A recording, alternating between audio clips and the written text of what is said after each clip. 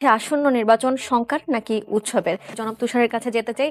এই যে সমালোচকরা যেটি বলছেন যে গত সরকারের আমলেও এত ব্যয় হয়নি, তাহলে এবার যে ব্যয় বাড়লো, এই ব্যয় বাড়ার কারণ হিসেবে আপনি কি দেখছেন? এবার যেটি বলা হচ্ছে যে এবার নির্বাচন ঐতিহাসিক হবে, ঐতিহাসিক হবার কারণে কি ব্যয় আসলে বাড়লো বলে মনে করছেন আপনি? একটি ভালো কাজ করতে গিয়ে কেন আমাদের বেশি খরচ হবে? এটা যদি ফ্যাসিবাদী সরকার, স্বৈরাচারী সরকার করত, যাদেরকে মিথ্যাকে সত্য বানাতে হয়, তারা যদি বেশি খরচ করত, আমি বুঝতাম যে এই খরচের যৌক্তিকতা আছে। কিন্তু যে বক্তব্য জনগণেরই, যেমন গণভোট, যে নির্বাচন জনগণই চায়, যেমন সংসদ নির্বাচন, যে নির্বাচনে শুধু জুলাইয়ের পক্ষ অংশ নিচ্ছে, যেখানে প্রার্থী বাছতে জনগণকে খুব একটা চিন্তা করতে হবে না, কেননা এই নির্বাচনে স্বৈরাচার নাই এবং এই নির্বাচনে স্বৈরাচারের কোনো প্রার্থী নাই, যে নির্বাচনে সরকারের স্নেহপুষ্ট বিভিন্ন দল রয়েছে, সেই নির্বাচনে সরকারকে কেন এত খরচ করতে হচ্ছে? যে নির্বাচন জুলাইয়ের স্পিরিটে অনুষ্ঠিত হচ্ছে, সেখানে মারামারি কেন হবে? মারামারি তো করতো শয়তান লোকেরা, মারামারি করতো খারাপ লোকেরা, যারা জোর করে ক্ষমতায় যেতে চায়, যারা জবরদস্তি করে, যারা বিরোধীদেরকে গায়ের জোরে দমন করতে চায়। এখন কে আছে যে গায়ের জোরে কাকে দমন করতে চায়? ফলে কেন এত নিরাপত্তা দরকার হচ্ছে? কি কারণে এত নিরাপত্তা খরচ? কি কারণে এত প্রচারণার খরচ? হ্যাঁ ভোট না ভোট তো মানুষের দাবি নাকি? তো মানুষ তো এমনিতেই হ্যাঁ ভোট দেওয়ার কথা। এটা কেন মানুষের কানের কাছে গিয়ে বারবার বলতে হবে আপনি হ্যাঁ দেন, হ্যাঁ দেন, হ্যাঁ দেন, হ্যাঁ না দিলে বিপদ হয়ে যাবে? তার মানে কি তারা মনে করছেন যে বাংলাদেশের অনেক মানুষ নাতে ভোট দিয়ে হ্যাঁকে না করে দিতে পারেন? তাহলে এই পুরো ব্যাপারটা অযৌক্তিক। একটা অযৌক্তিক বিষয়কে নিয়ে আমাদের আলোচনা করতে হচ্ছে এই কারণে যে তারা এটাকে যৌক্তিক করার চেষ্টা করছেন। কিভাবে জানেন? না, এটা তো আমাদের করতে হবে কারণ আমরা ভালোর জন্য খরচ করছি। আপনি ভালোর জন্যই তো কম খরচ করবেন, খারাপকে টিকে থাকার জন্য অনেক খরচ করতে হয়। যার চেহারা খারাপ তার মেকআপ বেশি লাগে, তাই না? যার চেহারা ভালো তার কি মেকআপ বেশি লাগে? যার চেহারা ভালো তার কি প্রত্যেকদিন বিউটি পার্লারে যাইতে হয়? তো এখন যদি কেউ বলে না আমার চেহারা এত ভালো, আরো ভালো করার জন্য আমি বিউটি পার্লারে যাই, আমার বিউটির পিছনে অনেক খরচ, তো এটা বললে তো এটা অযৌক্তিক হয়ে যাবে। আর কেউ যদি বলে যে না ও এত সুন্দর তাই ওর সৌন্দর্যের পিছনে খরচকে আমরা মেনে নিচ্ছি, সেটা আরো অদ্ভুত। ওকে খেতে বলেন, ওর শরীর ঠিক রাখতে বলেন, হেলথ ভালো রাখতে বলেন, ব্যায়ামে খরচ করতে বলেন, চেহারায় কেন? এই জন্য এটা একটা অযৌক্তিক খরচ। দ্বিতীয়ত আপনি চিন্তা করে দেখেন, আপনি একটা হিসাব দিয়েছেন 3100 কোটি টাকা খরচ, তার মধ্যে 1400 কোটির একটা খরচ আছে, 1200 কোটির একটা আছে, এর বাইরে অতিরিক্ত আরো 500 কোটি, সব মিলে 3100 কোটি। তারপর আবার 140 কোটি হচ্ছে হ্যাঁ ভোট না ভোটের প্রচারণায়। কিন্তু এর বাইরেও একটা খরচ আছে। আপনি যদি ধরে নেন প্রতিটি নির্বাচনী এলাকায় একজন প্রার্থী তার নির্ধারিত খরচ থেকে কিছু তো লুকিয়ে টুকিয়ে করে, ধরে নিলাম লুকিয়ে টুকিয়ে করা খরচ সহ 50 লাখ টাকা খরচ করে, যেটা অবশ্য অবিশ্বাস্য। 50 লাখে কিন্তু নির্বাচন হয় না। কিন্তু ধরেন 50 লক্ষ নির্বাচন খরচ করে এবং 6 জন প্রার্থী আছে এরকম, তাহলে প্রতি আসনে 3 কোটি টাকা, তাহলে 300 আসনে 900 কোটি টাকা আরো খরচ হবে। এবং এই 900 কোটির বাইরে তাদের সমর্থকরা খরচ করবেন, আরো লোকজন খরচ করবে, নানান ধরনের খরচ আছে। ধরে নেন আরো 1000 কোটি, তার মানে এইখানে 3100 কোটি, ওইখানে 1000 কোটি, 4100 কোটি টাকা এই নির্বাচনে এমনি খরচ হবে, মানে আইনসঙ্গত ভাবে। বেআইনি ভাবে আরো অনেক খরচ হবে। এই যে এত টাকা কেন খরচ হচ্ছে? এত বছর পরে ভোট হচ্ছে, এটা তো এমনিতে উৎসবের ভোট হওয়ার কথা। এই ভোটে মানুষের নাচতে নাচতে, গাইতে গাইতে, হেলতে দুলতে ভোট দিতে যাওয়ার কথা। কেন লোকজনকে এতবার বলতে হচ্ছে একটা হ্যাঁ ভোট না ভোটের জন্য? কেন লোকজনকে বলতে হচ্ছে মারামারি করবেন না? কেন লোকজনকে বলতে হচ্ছে সাবধান সাবধান? কি কারণে? কার প্রতি ভয়? কে আসবে কোথার থেকে? দেশে স্বৈরাচার বিতাড়িত, স্বৈরাচারের নেতৃবৃন্দ এখানে থেকে যে কোনো গন্ডগোলে নেতৃত্ব দিবেন সেটারও কোনো সুযোগ নাই। তারপরে যে কয়জন বাংলাদেশের ছিলেন তার অধিকাংশ আছে জেলখানায়। তাহলে বাকি আছে কে? কে এখানে গন্ডগোল করবে? তাহলে কি জুলাইয়ের পক্ষ নিজেরা নিজেরা একজন আরেকজনের সাথে আপনি গন্ডগোল করবে? যেমনটি বললেন যে স্বৈরাচারের কেউ এই মুহূর্তে মানে নেই। বড় নেতারা তো কেউ নাই, জি, যাদের তাহলে বেশি এই যে ক্ষমতা তারা পররাষ্ট্র পালিয়েছে, কারণ পররাষ্ট্র পালানোর মন্ত্রণালয়ের ক্ষমতাও পক্ষ তাদের থেকে আছে। বলা হলো যে নির্বাচনের আগে অথবা নির্বাচনের দিন যদি কোনো রকম সহিংসতার ঘটনা ঘটে, এর জন্য দায় থাকবে একটি দল, এবং যেই দলের কেউ এখন মাঠে নেই, এবং যাদের বেশিরভাগ দেশে ছিলেন তারা এখন জেলে, তাহলে তারা কিভাবে দায়ী হন? সুকুমারের কবিতা আছে না, সুকুমার রায়ের, যে ছায়ার সাথে যুদ্ধ করে গাত্র হলো ব্যথা। এখন আমি দেখছি আসলেই গাত্র হচ্ছে ব্যথা। কেননা যাদের বেশি ক্ষমতা, মানে তারা পয়সা কড়ি খরচ করে বা কোনোভাবে প্রভাব খাটিয়ে পালিয়ে যেতে পেরেছেন, এমনকি আটক হওয়ার পরও 2-4 জন বেলজিয়ামে মাথাচাড়া দিয়েছেন, বিভিন্ন জায়গায় মাথাচাড়া দিয়েছেন, এরা তো গিয়েছে, তার মানে এরা বেশি ক্ষমতাবান ছিল, মানে পতনের পরেও তাদের ক্ষমতা ছিল। আর যাদের আরেকটু কম ক্ষমতা তারা আছে জেলখানায়, মাঝে মাঝে জেলখানার যে গাড়ি আছে ওইখান থেকে মাথা বের করে, ডিম টিমও মারে ওদেরকে, ওদেরকে ডিম মারলে আবার ঠিক আছে, কোনো অসুবিধা নাই। হ্যাঁ, ডিম মারা সিলেক্টিভ, একদিকে ডিম দিলে ওইটা পুষ্টি, আরেকদিকে ডিম দিলে ওটা অন্যায়।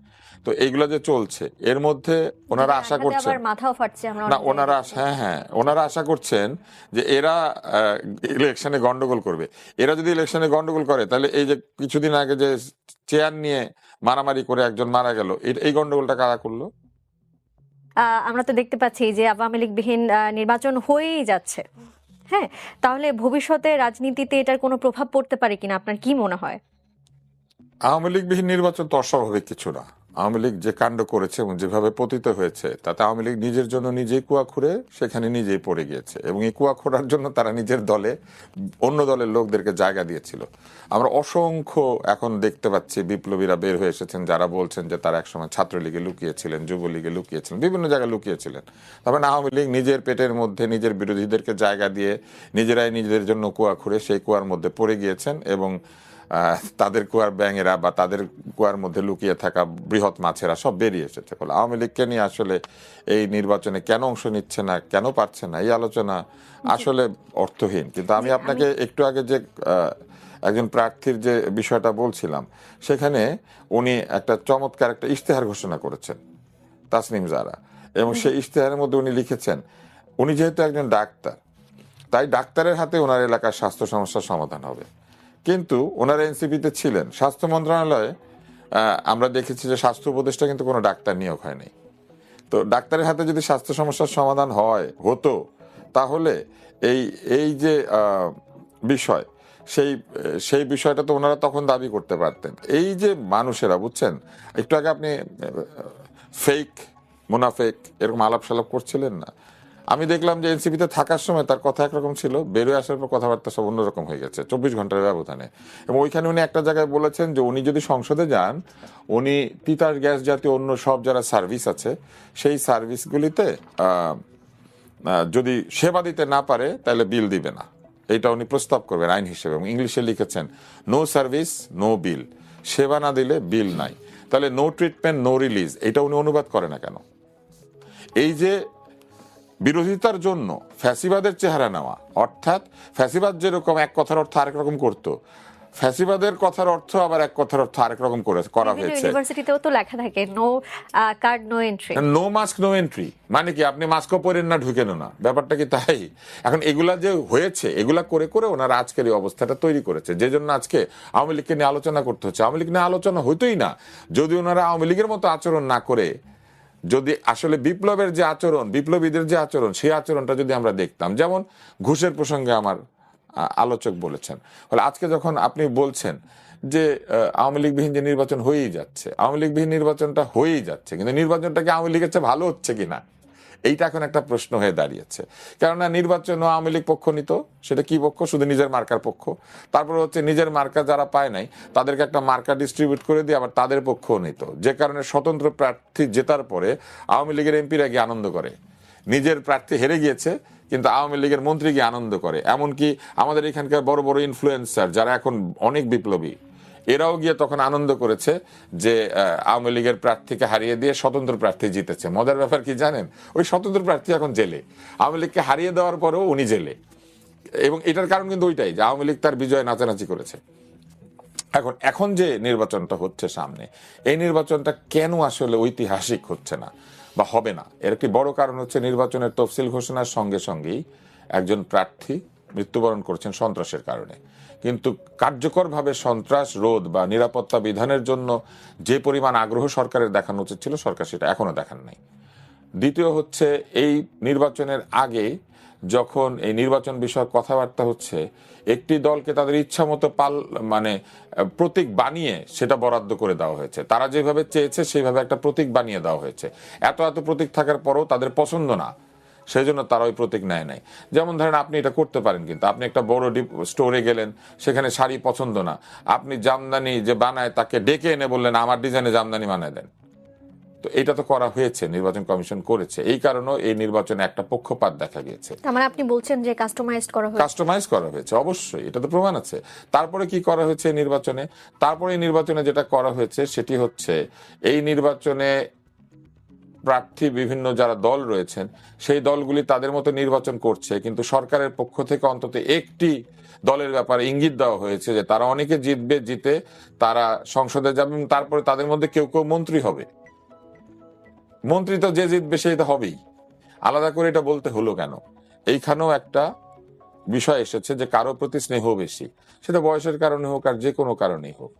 তারপরে এই নির্বাচনে আর কি সমস্যা দেখা দিয়েছে, এখানে দ্বৈত নাগরিকত্বের ইস্যুকে খুবই হালকাভাবে হ্যান্ডেল করা হয়েছে, এইখানে ঋণ খেলাপের ইস্যুকেও খুবই হালকাভাবে হ্যান্ডেল করা হয়েছে। এবং এই ঋণ খেলাপের ইস্যু হ্যান্ডেল করতে গিয়ে এনসিপির একজন প্রার্থীর বিপরীত প্রার্থী যিনি ঋণ পরিশোধ করে দিয়েছেন তাকে ঝুলিয়ে রাখা হয়েছে, এখনো পর্যন্ত সিদ্ধান্ত হয় নাই। এবং পোস্টাল ব্যালট তৈরি করা হয়েছে, সেই পোস্টাল ব্যালটে অনেক প্রার্থী যারা স্থগিত হয়ে গিয়েছিলেন তারা তাদের প্রার্থিতা ফেরত পেয়েছেন কোর্টে গিয়ে, কিন্তু পোস্টাল ব্যালটের অন্তত 4.5 লক্ষ ভোট তাদের প্রার্থিতা ফেরত পাওয়ার আগেই কাস্টিং হয়ে গিয়েছে। তাইলে ওই যে 4.5 লক্ষ ভোটের মধ্যে যদি প্রার্থিতা ফেরত পাওয়া প্রার্থীরা থাকেন, যখন ভোটার ভোট দিয়েছে তখন কিন্তু জানে যে ওই প্রার্থী নাই, কিন্তু যখন ভোট দেওয়া হয়ে গিয়েছে তখন কোর্ট থেকে তারা প্রার্থিতা ফেরত পেয়েছেন। তাহলে এই পোস্টাল ব্যালট এইভাবে বিতর্কিত হলো। আবার কিভাবে হলো, কিছু বিশেষ রাজনৈতিক দলের প্রবাসী নেতাদের ঘরের মধ্যে 200, 300, 500 করে এই পোস্টাল ব্যালট আবিষ্কৃত হলো, সেটা দিয়েও বিতর্কিত হলো। তাহলে এই নির্বাচনটা ঐতিহাসিক কিভাবে হবে? এইটা ঐতিহাসিক হতে পারে এইভাবে যে এই নির্বাচনে অনেক কিছুই হয়েছে যা আগে বাংলাদেশ দেখেনি, এইভাবে ঐতিহাসিক হতে পারে। কিন্তু যদি আপনি নিরপেক্ষতা কিংবা যদি আপনি এই নির্বাচনের প্রসেসের যে শুদ্ধতা এটা নিয়ে চিন্তা করেন, তাহলে দেখবেন এত ইয়ে হয়েছিল, এত প্রার্থীদের প্রার্থিতা বা মনোনয়ন বাতিল হয়েছিল, অর্থাৎ গ্রহণ করা হয় নাই। আপিলে এসে দেখা গেল প্রায় 75 থেকে 80% তারা আবার ফেরত পেয়ে গেলেন। তার মানে মনোনয়ন বাছাইয়ের সময়ও এক ধরনের ইনকম্পিটেন্সি ছিল, যারা বাছাই করছিল তারা ঠিক মতো বাছাই করতে পারে নাই বলে আপিলে এসে সব ফেরত পাওয়া গেছে।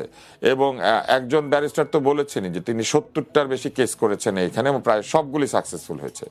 তাহলে আপনি দেখেন মনোনয়ন বাছাইয়ের ক্ষেত্রে এক ধরনের ইনকম্পিটেন্সি ছিল। এবং সবশেষে আমি যদি এইভাবে আসি, এইখানে নির্বাচন সংক্রান্ত যে প্রসেস বা নির্বাচন সংক্রান্ত টাকা পয়সা সময় এগুলোর ব্যাপারে দাবি দেওয়া বলেন আর ব্যাখ্যা বলেন সব দিবে নির্বাচন কমিশন। কিন্তু আমরা দেখেছি প্রধান উপদেষ্টা প্রেস উইং থেকে বলা হয়েছে এই নির্বাচনে ভোট গুনতে বেশি সময় লাগবে।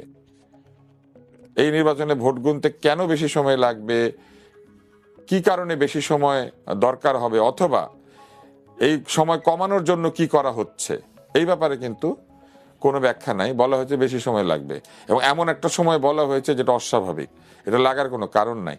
কারণ আমরা দেখেছি যে 12-14টা প্রতীক নিয়েও ভোটের রেজাল্ট আমরা একদিনের মধ্যে পেয়েছি। সেখানে এখন অধিকাংশ জায়গাতে 6 জন 7 জন 8 জন প্রার্থী, এর বেশি নাই। আর গণভোটের হ্যাঁ না তো শুধু ইয়েস অ্যান্ড নো এটা গোনার জন্য কিন্তু অনেক লোকের প্রয়োজন হয় না। আমি হিসাব করে দেখেছি যে মিনিটে যদি একজন ব্যক্তি 5টা ভোটও গোনে, 6 জন লোককে নিয়োগ দিলে পরে এইটা 1 থেকে 2 ঘন্টার মধ্যে গুনে ফেলা সম্ভব প্রত্যেক কেন্দ্রে। ঐকিক নিয়ম, খুব সহজ। তাহলে এই সব অদ্ভুত বক্তব্য, অদ্ভুত কাজকর্ম, অদ্ভুত সিলেক্টিভ টেন্ডেন্সি, অদ্ভুত অনুবাদ, অদ্ভুত ইশতেহার, এই সব কিছু মিলে আমরা যেটা লক্ষ্য করছি যে নির্বাচন হচ্ছে, কিন্তু এই নির্বাচনেও কাউকে জিতিয়ে আনার একটি প্রচ্ছন্ন চেষ্টা লক্ষ্য করা যাচ্ছে। জি এবং এই যে জিতিয়ে আনার প্রচ্ছন্ন চেষ্টাটাই নির্বাচনকে বিতর্কিত করে এবং এগুলো নিয়ে প্রশ্ন তোলার সুযোগ চলে আসে।